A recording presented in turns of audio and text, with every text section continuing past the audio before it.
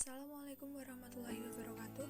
Kami akan mempresentasikan materi dari kelompok kami yang berjudul Telaah Kurikulum Jenjang Pendidikan MA.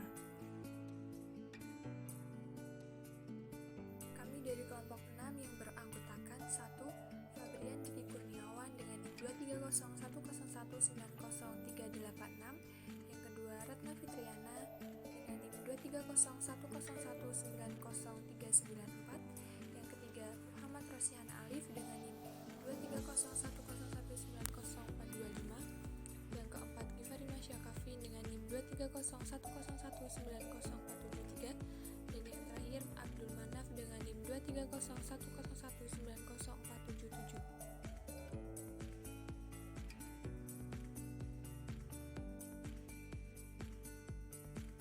Assalamualaikum warahmatullahi wabarakatuh. Di sini saya akan menjelaskan poin A tentang telaah kurikulum jenjang pendidikan SMA. Satu, pendahuluan. Melihat kondisi hasil pendidikan kita saat ini, maka orientasi pendidikan kita perlu penyempurnaan yang diawali dari penyusunan kurikulum yang terlebih mengutamakan kepentingan sumber daya manusia yang memiliki mental yang unggul. Konsep ini telah diprakarsai oleh Presiden kita Bapak Joko Widodo dengan konsep pendidikan revolusi mental.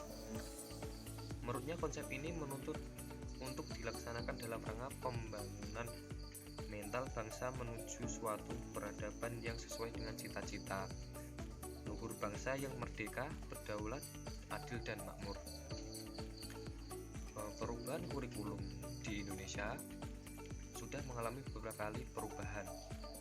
Proses perubahan kurikulum yang terjadi atas dasar kebutuhan dan tuntutan bagi masyarakat sebagai penggunaan lulusan maupun sekolah sebagai institusi yang melahirkan produk lulusan. Perubahan kurikulum tidak ada tujuan lain selain meningkatkan kualitas proses pembelajaran serta rancangan pembelajaran yang ada di sekolah. Oleh karena itu, perubahan kurikulum menjadi suatu keharusan dalam institusi pendidikan dalam upaya mencari jalan keluar dari berbagai kesulitan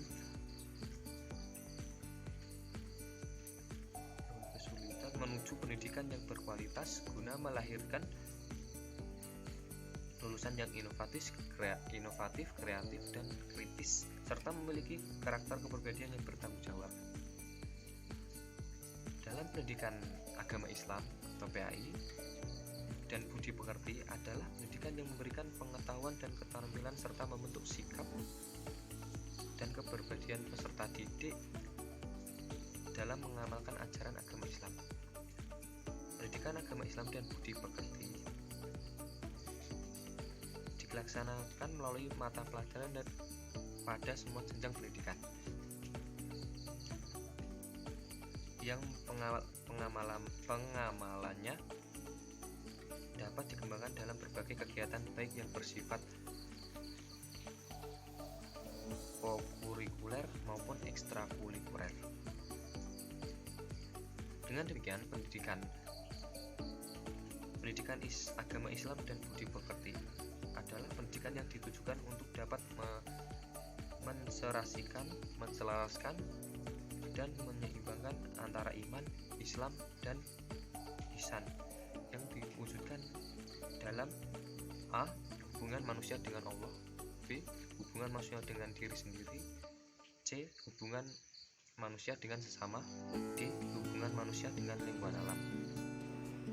Di sini saya akan menjelaskan tentang materi kompetensi inti dan kompetensi dasar kelas 10.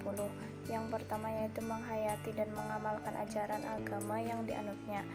1.1 yaitu menghayati nilai-nilai keimanan kepada malaikat-malaikat Allah. Kompetensi dasar 1.2 yaitu berpegang teguh pada Al-Quran, hadis, dan ijtihad sebagai pedoman hidup. 3 yaitu meyakini kebenaran hukum Islam. Yang keempat, berpakaian sesuai dengan syariat Islam dalam kehidupan sehari-hari. Inti Yang kedua yaitu menghayati dan mengamalkan perilaku jujur, disiplin, tanggung jawab, peduli, gotong royong, kerjasama, toleransi, dan damai, santun, responsif, dan proaktif, serta menunjukkan sikap sebagai bagian dari solusi atas berbagai masalah dalam berinteraksi secara efektif dengan lingkungan sosial dan alam, serta menempatkan diri cerminan bangsa dalam pergaulan dunia. Yang pertama yaitu kompetensi dasarnya menunjukkan perilaku jujur dalam kehidupan sehari-hari. Yang kedua menunjukkan perilaku hormat dan patuh kepada orang tua dan guru. Yang ketiga yaitu menunjukkan perilaku kontrol diri terkait prasangka baik dan persaudaraan. Yang keempat menunjukkan perilaku menghindarkan diri dari pergaulan bebas dan zina.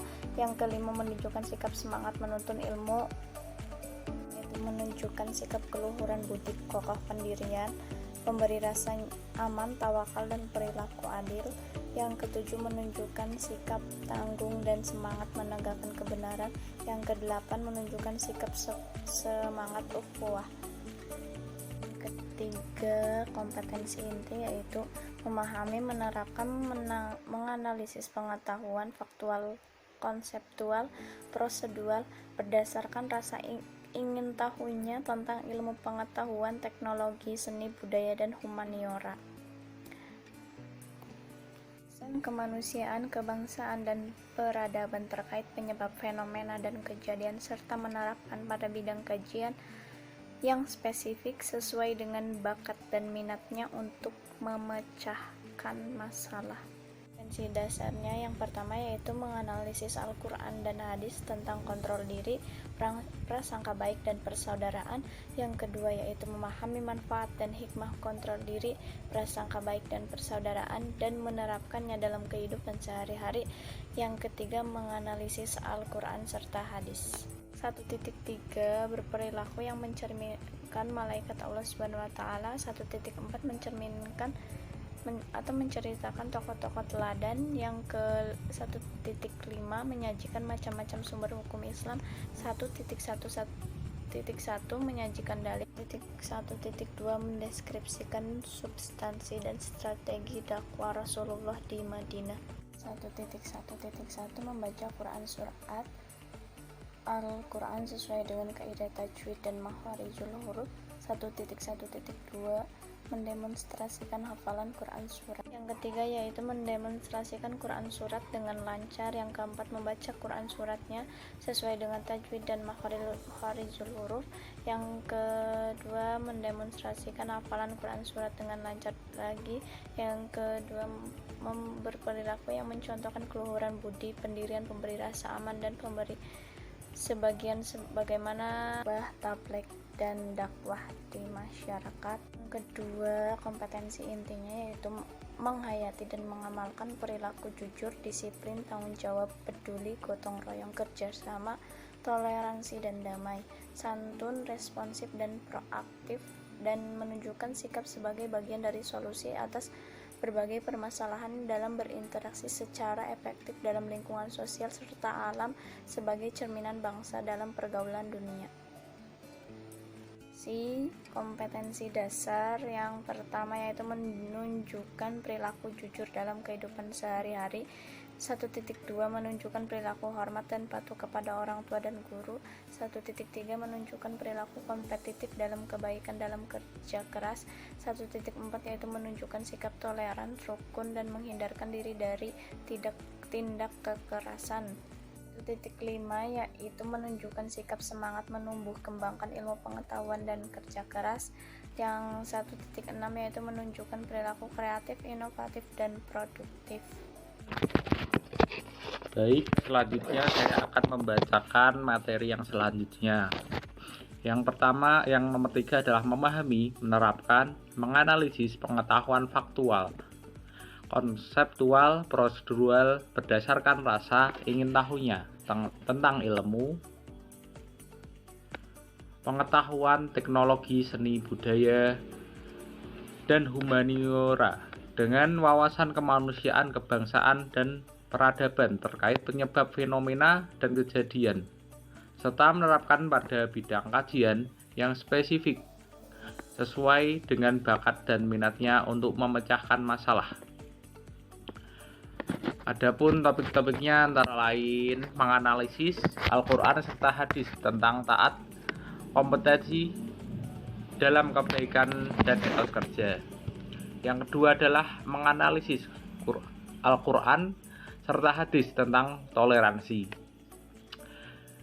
dan menghindarkan diri dari tindak kekerasan. Yang nomor tiga adalah memahami makna iman kepada kitab-kitab Allah.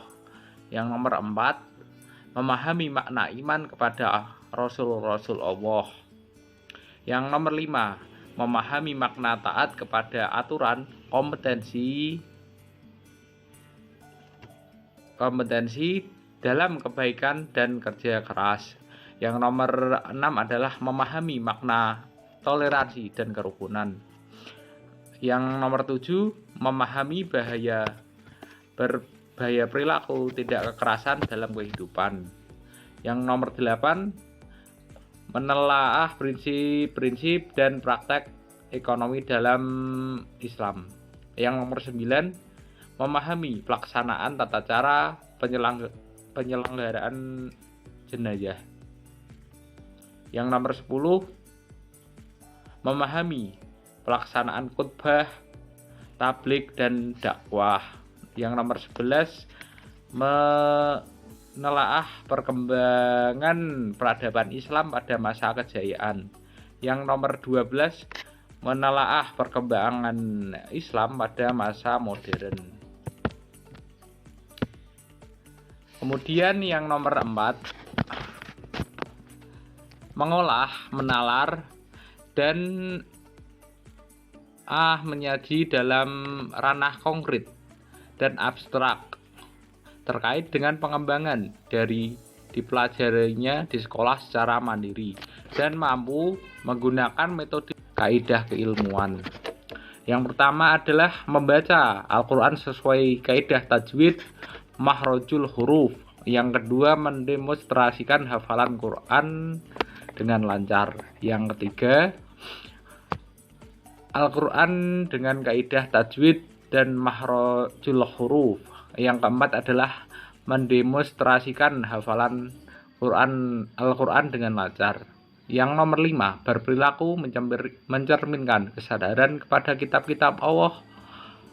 Yang nomor 6, berperilaku mencerminkan kepada Rasul-Rasul Allah. Yang nomor 7, menampilkan perilaku taat, kebaikan, dan kerja keras. Yang nomor 8, menampilkan perilaku toleransi dan kerukunan. Yang nomor 9, mendeskripsikan bahaya perilaku kekerasan. Yang nomor 10, mempresentasikan praktik ekonomi Islam. Yang nomor 11, meragakan tata cara sholat jenazah. Yang nomor 12, mempraktikkan khutbah, tabligh, dan dakwah. Yang nomor 13, mendeskripsikan perkembangan Islam masa kejayaan. Yang nomor 14, mendeskripsikan masa kejayaan perkembangan Islam pada masa modern. Yang selanjutnya untuk kelas 12, kompetensi inti. Yang pertama, menghayati dan mengamalkan ajaran agama yang dianutnya. Kompetensi dasarnya mengikuti menghayati sifat-sifat keimanan kepada hari akhir, menghayati nilai keimanan kepada qada dan qadar. Yang ketiga, menerapkan ketentuan syariat Islam dalam melaksanakan pernikahan.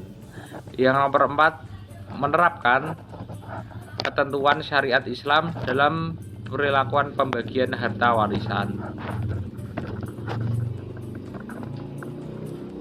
Kemudian nomor 2, mengamalkan perilaku jujur, disiplin, tanggung jawab, peduli, gotong royong, kerjasama, toleransi, damai, santun, responsif, dan proaktif, dan menunjukkan sikap sebagai bagian dari solusi atas berbagai permasalahan dalam berinteraksi secara efektif dengan lingkungan sosial dan alam, serta dalam menempatkan diri sebagai cerminan bangsa dan pergaulan dunia.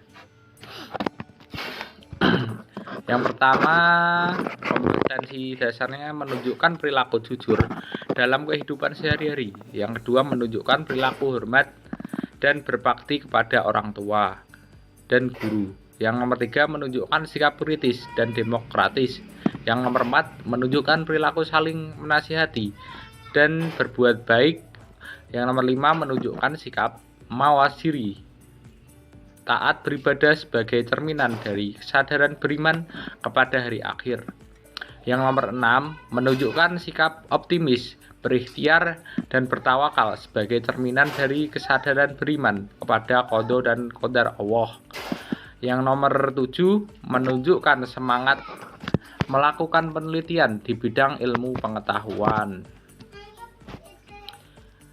Adapun nomor 3 daripada kompetensi inti, memahami, menerapkan, menganalisis pengetahuan faktual, konseptual, prosedural berdasarkan rasa ingin tahunya tentang ilmu pengetahuan dan teknologi, seni budaya dan humaniora dengan wawasan kemanusiaan, kebangsaan, dan peradaban terkait penyebab fenomena dan kejadian, serta menerapkan pada bidang kajian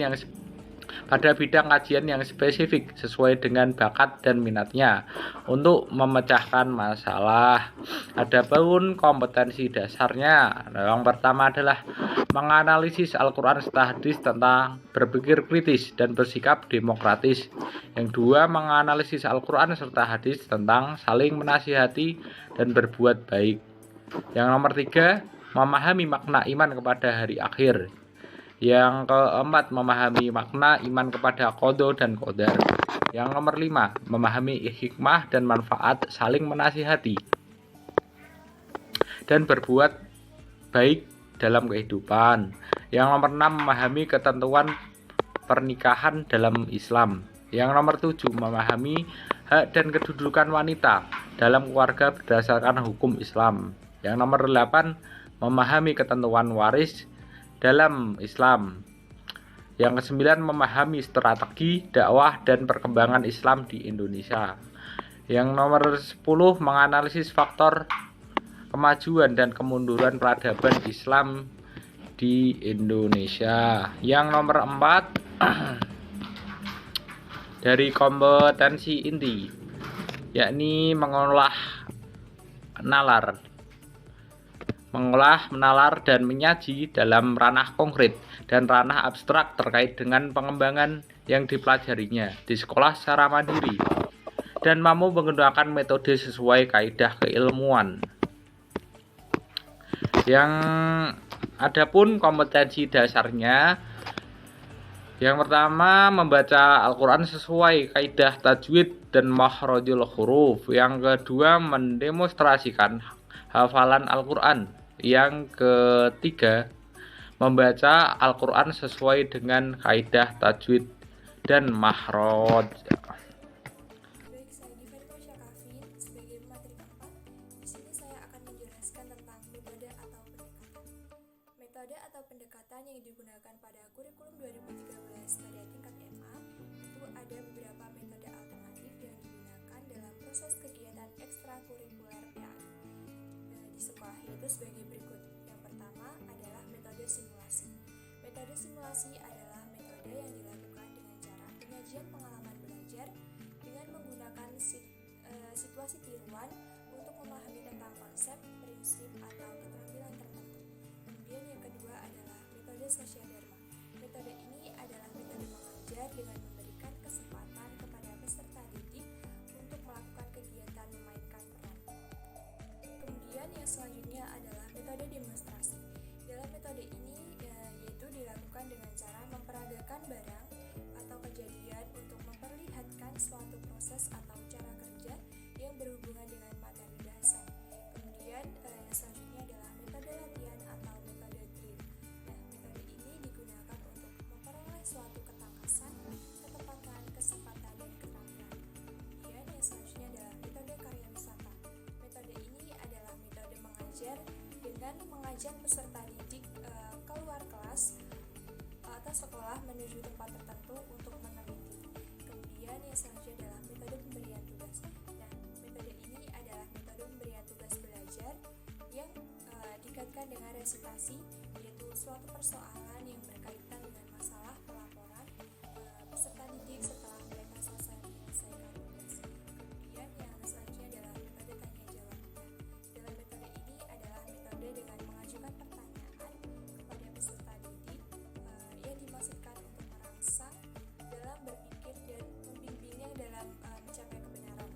Kemudian yang selanjutnya adalah metode diskusi. Dan dalam metode ini adalah metode yang melibatkan partisipan peserta didik serta sangat relevan digunakan dalam pelajaran PAI untuk melatih kecakapan berpikir. Nah, kemudian selanjutnya adalah metode ceramah. Metode ini adalah suatu mengajar dengan penyajian materi melalui penuturan dan penerangan lisan oleh guru. Kemudian yang terakhir adalah metode cerita. Dan dalam metode ini adalah suatu cara mengajar dengan mengisahkan suatu peristiwa atau kejadian peserta didik dan kejadian tersebut disampaikan melalui tutur kata, ungkapan, dan mimik wajah yang unik. Baik, kemudian masuk ke materi yang selanjutnya adalah model pembelajaran. Berangkat dari penerapan metode dalam proses pembelajaran kurikulum 2013, maka sebagai pengembangannya dapat diterapkan beberapa model pendekatan dalam pembelajaran yang sesuai dengan tuntutan kurikulum 2013. Dari sekian banyaknya model-model pembelajaran, ada beberapa model pembelajaran yang dapat digunakan dalam pembelajaran pendidikan agama Islam dan budi pekerti. Di antaranya yang pertama adalah model pembelajaran langsung atau disebut juga dengan direct instruction. Itu diartikan dengan instruksi langsung yang dikenal juga dengan active learning atau ada juga yang menamakan role class teaching. Nah, hal ini mengacu pada gaya mengajar guru yang mengusung isi pelajaran kepada peserta didik dan mengajarkan secara langsung kepada mereka. Nah, adapun pelaksanaan dari model ini terbagi menjadi 3 tahap, yaitu yang pertama adalah tahap persiapan. Dalam tahap persiapan ini, guru harus membuat kontrak belajar yang berisi menentukan materi pelajaran, kemudian melakukan peninjauan terhadap materi sebelumnya dan mengaitkan dengan materi yang akan datang atau apresiasi. Kemudian yang ketiga menentukan tujuan pelajaran dan yang terakhir adalah menentukan prosedur pelajaran. Kemudian yang kedua adalah tahap pelaksanaan. Dan dalam tahap pelaksanaan ini yang pertama guru adalah melakukan presentasi yaitu sebagai berikut. Menyajikan materi dengan singkat. Kemudian yang kedua menyediakan berbagai macam contoh tentang keterampilan baru. Kemudian memberi gambaran mengenai tugas pembelajaran. Kemudian menghindari digresi atau tetap konsisten dalam satu topik. Dan yang terakhir adalah menjelaskan poin yang sulit. Kemudian guru melakukan praktik terstruktur, yaitu dengan cara guru menuntun peserta didik dengan cara memberi contoh. Kemudian peserta didik merespon. Dan yang terakhir guru memberikan koreksi terhadap kesalahan dan memperkuat praktik yang benar. Kemudian yang selanjutnya adalah praktik di bawah bimbingan guru. Guru menyuruh peserta didik melakukan praktik secara bergantian atau bergiliran. Kemudian selanjutnya adalah diskusi. Nah, di sini guru menguji pemahaman peserta didik tentang skill yang baru dengan cara menanyakan pertanyaan yang efektif kepada mereka dengan cara mengajukan pertanyaan yang konvergen, yaitu pertanyaan yang mengarah pada satu jawaban. Kemudian memastikan bahwa seluruh peserta didik memiliki kesempatan untuk merespon.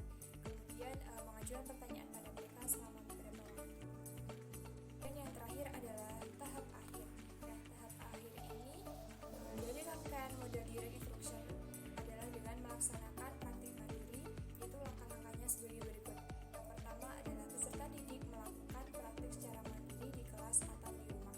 Kemudian guru menunda untuk memberikan respon terhadap peserta didik apabila mereka belum menyelesaikan seluruh rangkaian mata pelajaran. Dan kemudian yang terakhir adalah praktik mandiri yang dilakukan dengan beberapa kali dalam jangka waktu yang lama. Baik, selanjutnya saya akan melanjutkan materi dari Mbak Givari, yaitu B. Model pembelajaran kooperatif. Sebuah tim untuk menyelesaikan sebuah masalah, yaitu suatu tugas atau untuk mengerjakan sesuatu agar bisa mencapai tujuan bersama lainnya bukanlah cooperative learning. Jika siswa duduk bersama dalam kelompok-kelompok kecil dan mempersilahkan salah seorang di antaranya untuk menyelesaikan pekerjaan seluruh kelompok. Prosedur pembelajaran kooperatif pada prinsipnya terdiri atas 4 tahap, yaitu penjelasan materi. Tahap penjelasan diartikan sebagai proses penyampaian pokok-pokok materi pelajaran sebelum siswa belajar dalam kelompok. Yang kedua yaitu belajar dalam kelompok. Setelah guru menjelaskan gambaran umum tentang pokok-pokok materi pelajaran, selanjutnya siswa diminta untuk belajar pada kelompoknya masing-masing. Yang ketiga yaitu penilaian. Penilaian dalam pembelajaran kooperatif bisa dilakukan dengan tes atau kuis. Yang keempat yaitu pengakuan tim. Pengakuan tim adalah penetapan tim yang dianggap paling menonjol atau tim paling berprestasi untuk kemudian diberikan penghargaan atau hadiah. Yang selanjutnya yaitu C, model pembelajaran konstekstual. Pembelajaran konstekstual merupakan konsep belajar yang dapat membantu guru mengaitkan antara materi yang diajarkannya dengan situasi dunia nyata. Siswa membuat hubungan antara pengetahuan yang dimilikinya dengan penerapannya dalam kehidupan mereka sebagai anggota keluarga dan masyarakat. Adapun strategi pembelajaran dari model pembelajaran konstekstual yaitu sebagai berikut. 1. Pembelajaran berbasis masalah. Siswa mengobservasi suatu fenomena, kemudian mencatat dan memecah masalah. Guru mengarahkan siswa untuk bertanya, membuktikan asumsi, dan mendengarkan perspektif yang berbeda dengan mereka. Yang kedua yaitu memanfaatkan lingkungan siswa untuk memperoleh pengalaman belajar. Guru memberikan penugasan konteks lingkungan siswa. Siswa diharapkan memperoleh pengalaman tentang apa yang dipelajari agar mencapai penugasan standar kompetensi. Yang ketiga yaitu memberikan aktivitas kelompok. Aktivitas belajar secara berkelompok dapat memperluas perspektif secara membangun kecakapan interpersonal untuk berhubungan dengan orang lain, dan guru dapat menyusun kelompok tersebut. Yang keempat yaitu membuat aktivitas belajar mandiri. Peserta didik mampu mencari, menganalisis informasi. Siswa harus memperhatikan bagaimana mereka memproses informasi dan menyediakan waktu yang cukup. Yang kelima yaitu membuat aktivitas belajar bekerja sama. Dengan masyarakat sekolah dapat melakukan kerjasama dengan orang tua siswa agar hal ini dapat memberikan pengalaman secara langsung. Yang keenam yaitu menerapkan penilaian autentik. Penilaian autentik dapat membantu siswa menerapkan informasi akademik dan kecakapan pada situasi nyata. Yang selanjutnya yaitu D, model pembelajaran berdasarkan masalah atau problem based instruction. Model problem based instruction adalah suatu metode yang diajarkan dengan melihat fakta yang berkembang atau berdasarkan masalah yang ada, kemudian akan dilakukan diskusi untuk pemecahan masalah tersebut. Dari materi yang disampaikan oleh teman-teman tadi dapat disimpulkan bahwa proses pembelajaran merupakan tahapan-tahapan yang dilalui dalam mengembangkan kemampuan kognitif, efektif, dan psikomotorik siswa. Dalam hal ini adalah kemampuan yang harus dimiliki oleh siswa.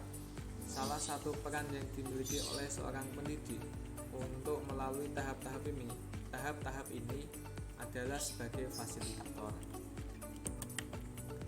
Dalam proses pembelajaran yang akan disiapkan oleh seorang guru, hendaknya terlebih dahulu harus memperhatikan teori-teori yang melandasinya dan bagaimana implikasi dalam proses pembelajaran tersebut. Semua metode yang menjadi dasar dan prinsip pendidikan Islam beserta sederetan contohnya, termasuk kategori metode pendidikan Islam yang secara operasional dapat digunakan untuk melakukan proses pembelajaran. Mungkin itu tadi yang dapat kelompok kami sampaikan. Kurang lebihnya kelompok kami minta maaf. Wassalamualaikum warahmatullahi wabarakatuh.